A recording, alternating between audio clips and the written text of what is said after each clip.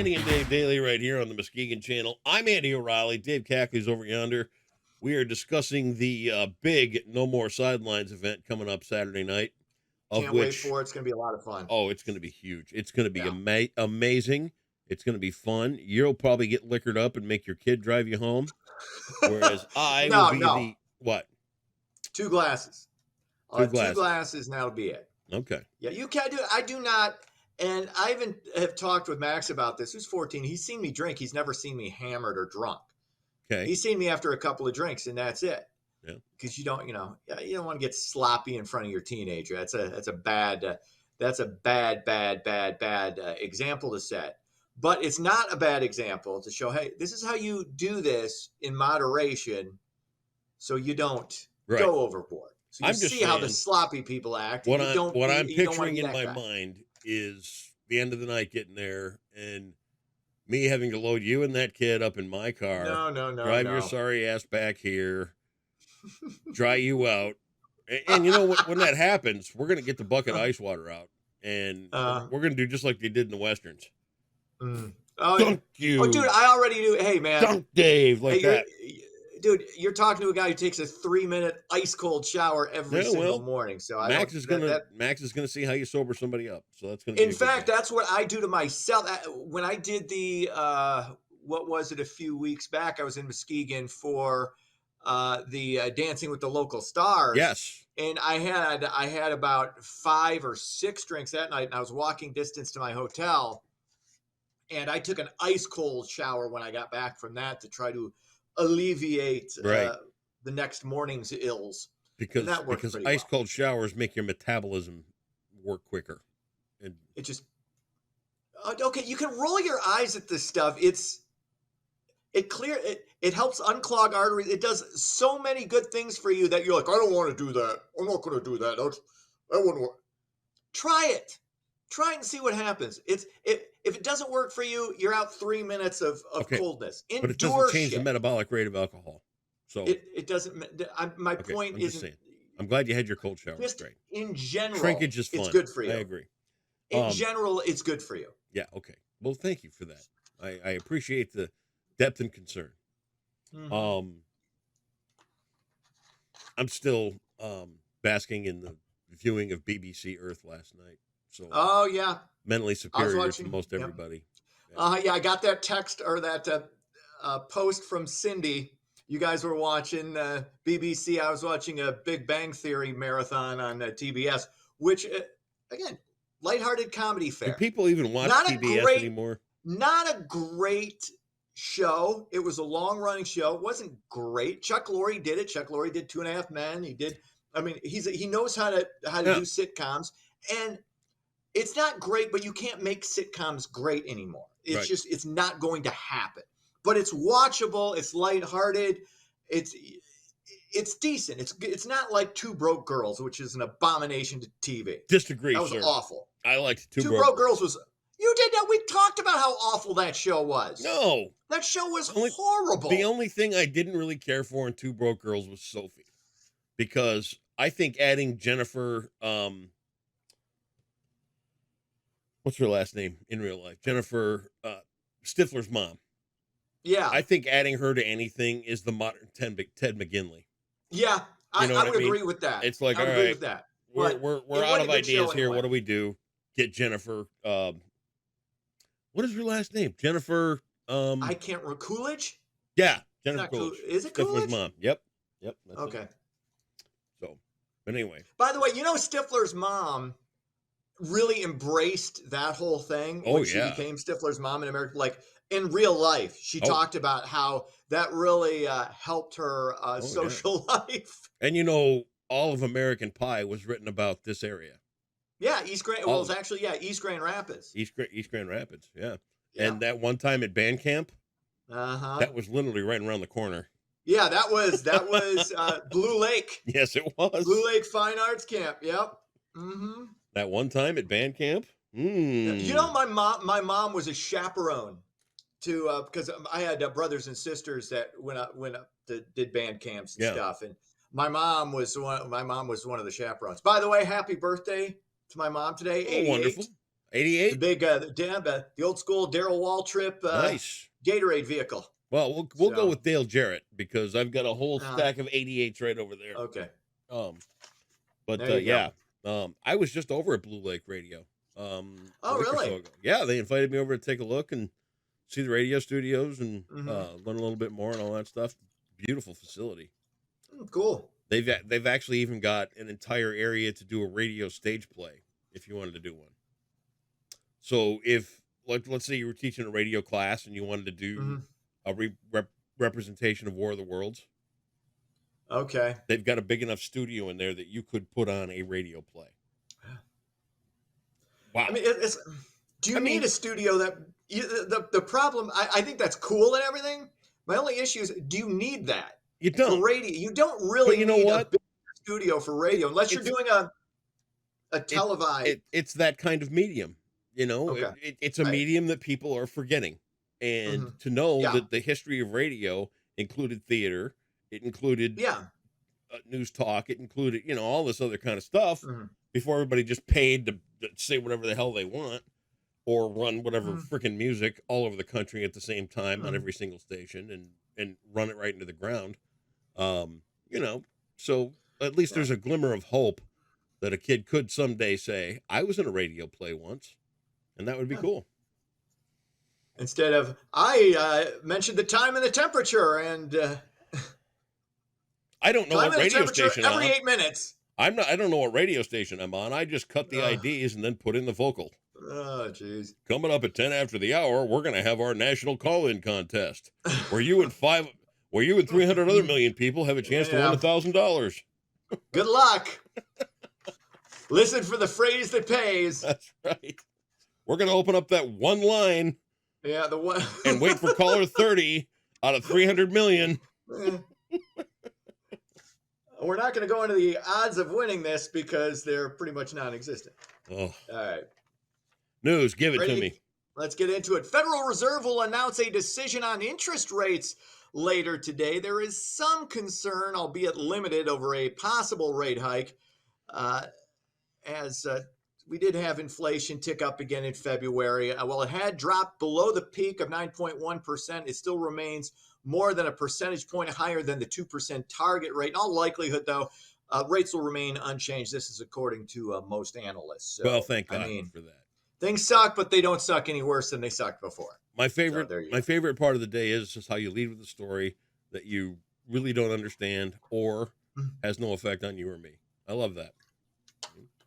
But dude, it does affect other people.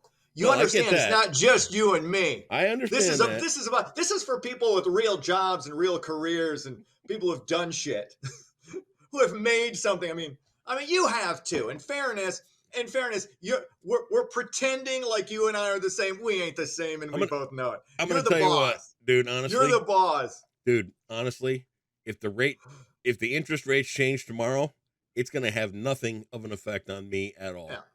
Nothing. Okay, that's good. That's good. I have $500 in the bank right now, and you're telling me I'm the boss?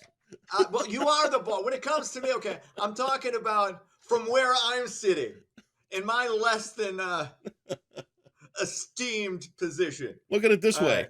You've managed to live at home till you're almost over 50. Okay, first of all, we're not going to do this shit. I hate this. That is playing. That's playing the job. That's playing the game. No, I have moved 23 times. I've moved way more than most 51-year-old men. 23 times since I turned 18. Wow. I've lived everywhere. Now, I was recruited. I know. To look after my now 88-year-old mother. All so right. What you going to get her for her birthday? I got her, you know what I got her? I got her a bottle of red wine and a nice card. And I gave her multiple shout outs on the TV and now here on the podcast. So, and then she sent me a nice text saying, thank you for the card and the wine. Wine's a little too sweet for me, this particular wine. So I'm going to give it to Lisa because she'll enjoy it. Okay. So I guess I don't have to give Lisa anything for her birthday coming up in June. Perfect. So we're all good. All my bases are covered. Good. The World Happiness Report is out. That's actually a real thing. And once again, the Nordic countries scored the highest. The number one country in happiness for the 7th straight year is Finland. Sweden was 4 and Norway was number 10. The U.S. dropped to 23rd, just ahead of Germany. We fought the war to end all wars, and we're just ahead of Germany. But on the upside, older Americans are happier than younger Americans. Younger Americans, in fact, those under the age of 30, they ranked, I think it was 62nd in the happiness index over all the countries. I mean, we kind of touched on this. I think it was yesterday or Monday, how, people just hit that you've replaced God with other things. Mm-hmm. So you got this God-shaped hole in your heart that you're trying to fill with, social media, politicians, and really interesting preachers, you name it, you name it. But some preachers, again, I don't broad brush all preachers. Dude, I'm not broad brushing preachers either, but let's take a real good, honest look at it. And let's just get down to brass tacks. If you're not paying taxes and flying around in a private jet as a preacher, it's really starting time to think about your mission. Yeah, because you got to be out washing feet. Okay, not flying around in a private jet. I'm not going to disagree with that. I'm talking about, I can separate the person giving me the message from the message itself. The message is what matters. What this guy or what this man or what this woman does in their own private life. This is my big thing. This is what I boil my faith down to. I forgive everybody. I forgive everybody for everything.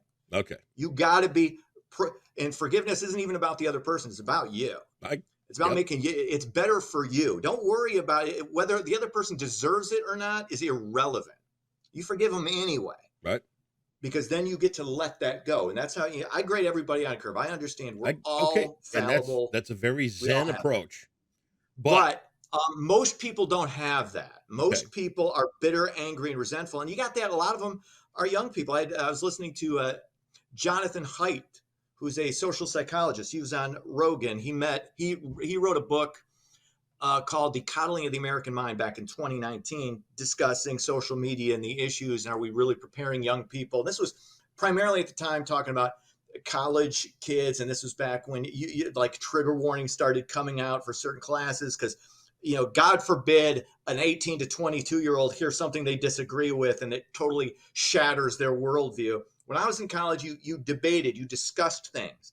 And now, we've kind of gotten to that point over the last 10, 15 years where you can't do that anymore. But the big thing was the rates of depression for girls and boys. Back in 2019, girls, it was at 20%. Boys, it was at 7%. Now we're just 5 years later. Girls, it's up to 30. Boys, it's up to 12. Could be worse than that. And a lot of it is social media driven. It is, when we were kids, we were comparing ourselves to other kids in our class, in our town. Now you're comparing it to every kid on the internet, every kid everywhere across, not just the country, but the world. And you got to limit that. All right. You just do. I agree. Totally. But that now you're talking about limiting freedom of speech, which you're a freedom of speech absolutist. No. Yeah. Okay. Again, hang on. That's not my point. My point is that kids today are looking at repetitive actions that go nowhere, and people are still getting away with what they shouldn't be. And let's get back to the forgiveness thing, and look at somebody like, and I'm going to go for a fringe. Let's go with Kenneth Copeland, the preacher. Okay. We all know he's a snake oil salesman. Everybody gets that. Might be. Might be. Okay. I just say might. I say might be. I never say. In your eyes, he might be. In the general population, we can all pretty much discern who is truly somebody that's giving a good message and a positive way to look at life. Or we can look at somebody like Copeland, who continues to run the grift of taking every penny from everybody he can scare the shit out of with the Bible behind him. And then off camera, he's the one that's really a despicable person. Okay.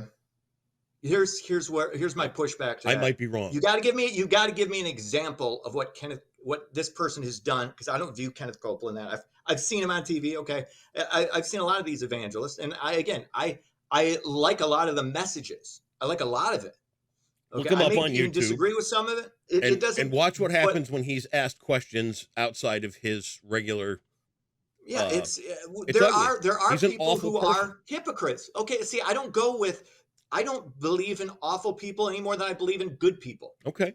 People are just people. This is where you and I will separate when it comes to our view of just humanity in general. And I've had this discussion and disagreement with family members. I don't believe there are good people. I don't believe there are bad people. They're just people.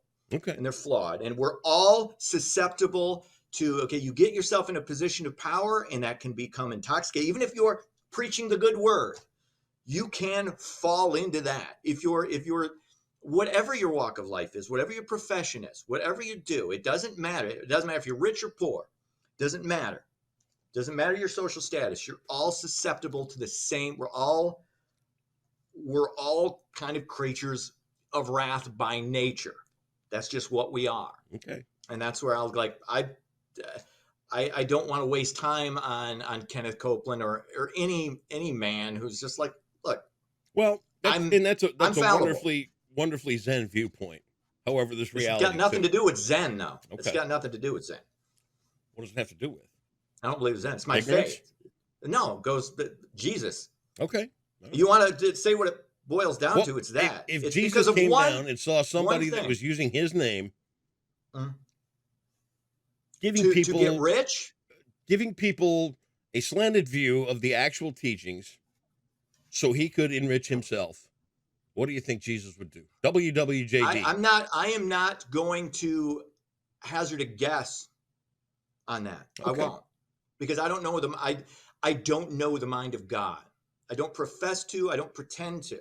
Well, if we go back, what I do, but the message. But I am someone who has read everything he's alleged to have spoke. So right. I do have some authority on this, and where my faith comes in, I go back to one of the last things he said before he was crucified, and that was, "Forgive them; they know not what they do." And Perfect. I think that's most people. Right. That is most people in general. But we don't know what we're doing. Let's not forget that Jesus walked into the temple and laid a sneaker beating on all the money changers. Yeah. Those are crooks. Fair point. That's a fair point. So that's a fair point. There you have it. But I go back to the forgiveness angle, and I'm not judging anybody. I'm not judging Copeland. I'm not judging Osteen. I'm not judging any of these people. Okay. I'm not judging Donald Trump. I'm not judging Joe Biden. I don't judge any of these guys. That's just how I choose to live my life. Anyway, what else is going on? Hey, not a Genesee County man, a Chippewa County man. We're going up to the UP for this. He gets to retire a little early. The 59-year-old won $500,000 playing the Michigan Lottery's $500,000 cash multiplier game. The winner, who chose to remain anonymous, said he was so happy he almost cried. 59, $500K. I like that. Although I don't know if I would retire. I don't know if I would retire off that. But I was thinking, he lives in the UP. Cost of living up there is like peanuts. So you can probably get by couple of lifetimes on $500K. I'm sitting here thinking about all the pickled eggs and draft beers at the local bar. I'm heading to the UP today because somebody's buying. I bet you they still got dollar drafts up there. They might even have 50-cent drafts up there. What I'm saying, you and I are gonna have a hell of a day. Hey, buddy, you remember us? We don't even need my day. Yeah, we don't even need my I don't even need a designated driver up there, man. No, not at all. Get yourself a snowmobile. Sports, Colorado State beats Virginia 67-42 in the play-in game of the NCAA tournament. It was Howard falling to some other team that's going to get crushed by a 1 seed, 71-68. Sparty takes on Mississippi State, MSU v. MSU, 12:15 on Thursday. And the Red Wings beat the Blue Jackets 4-3. That's sports. It is books for kids once again today for $1,000. And yes. Boy, I'm going to give you a puncher's chance today. I'm on your side. Are you ready? Let's do it. Okay. Books for kids, 1,000.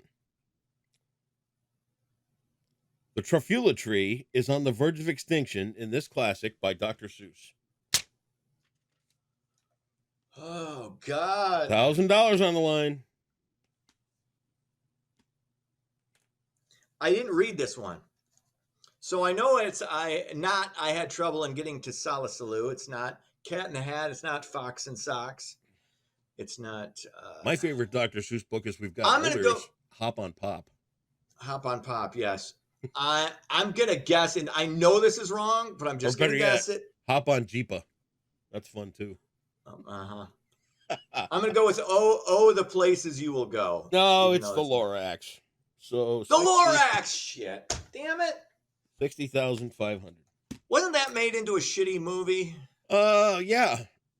It was. But I will tell you this: if you'd like to see a Dr. Seuss movie that was done some serious justice, check out the cartoon remake of The Grinch. Dude, why did they remake the cartoon? The original cartoon version of that was awesome. It was okay, but the new cartoon version of it, it's with the CGI animation. It's beautiful. I hate CGI. I can't watch it because I hate that anime. I hate CGI. I hate that. The colors, that's not a real cartoon. It's awesome. Trust me. Really good. All hey, right. Dave, what? Tomorrow is Thursday? Thursday. We'll see you then. See ya.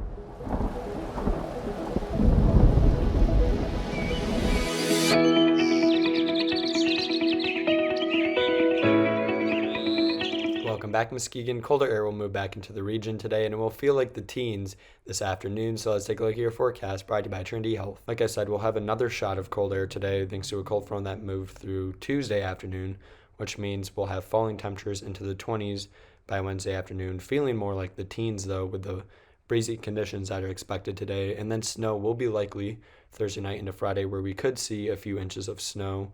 But then after that, we'll turn slightly warmer next week, back into the 40s. So like I said, temperature-wise, we'll be in the low 30s in the morning hours, but we'll fall into the upper 20s during the afternoon, feeling more like the teens, unfortunately, though. So definitely grab your winter coat today, as you're going to need it. So for your Wednesday, expect a high of 32, but that will be in the morning hours. It will actually be in the 20s during the afternoon with breezy conditions, lots of cloud cover, and it's not impossible. We could have a flurry or two during the afternoon as well from Lake Michigan. And then we'll cool down to 22 degrees, so a hard freeze expected for Wednesday night as well. And then this is our chance of at least seeing 4 inches of snow on Friday. You can see Muskegon has a 33% chance of that, so it doesn't look too likely we'll have several inches of snow, but it does look like the heaviest snow will land right over us in Muskegon, Ottawa, Kent counties, which means expect some impactful snow, especially for Friday morning into the afternoon hours. And you can see that on our 7-day forecast with a high likelihood of snow on Friday. But besides that, we should stay dry but cold for this time of year, mostly in the 30s, before we warm back up into the upper 40s early next week, with rain likely by Tuesday. And that is your Wednesday forecast, brought to you by Trinity Health on the Muskegon channel. And I'm Cole Woods Weather, and enjoy your day.